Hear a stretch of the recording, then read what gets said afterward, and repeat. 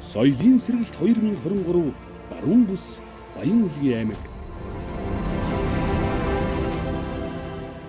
Монголчуудын нэгдмэл үнэт зүйлийг бэхжүүлэх, бүх нийтийн соёлын боловсролыг дээшлүүлэх, соёлын хүртээмжийг нэмэгдүүлэх, соёлын өвийг судалчлан төлөвлөх зорилготой соёлын сэргэлт 2023 аян баруун бүсийн Баян-Улгийн аймгийн 13 сум нэг тосгонд 2023 оны 9-р сарын 11-ээс 15-ны өдрүүдэд зохион байгуулна.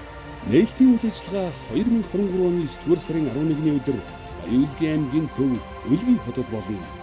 Соёлын сэргэлт 2023 аяны хүрээнд яруу өглөө, яруу найрагч уншигчдын уулзалт, үндэсний нэгдмэл үнэт зүйл лекц, үндэсний бичиг соёл, баримт төдийн үзэсгэлэн, Монгол Алтан хадны зургийн цогцлборын өвийн үзэсгэлэн, нүүдэлчдийн намар зураачдын үзэсгэлэн, Баян-Улгийн аймгийн гар урчуудын үзэсгэлэн, соёлын ажилтны чадвархжуулах сургалт, ерөнхий боловсролын сургуулийн сурагчдад зориулсан соёлын боловсролын хөтөлбөр, урлагийн тоглолт, Монголын уран сайхны кино зүрх зэрэг үйл ажиллагааг зохион байгуулна.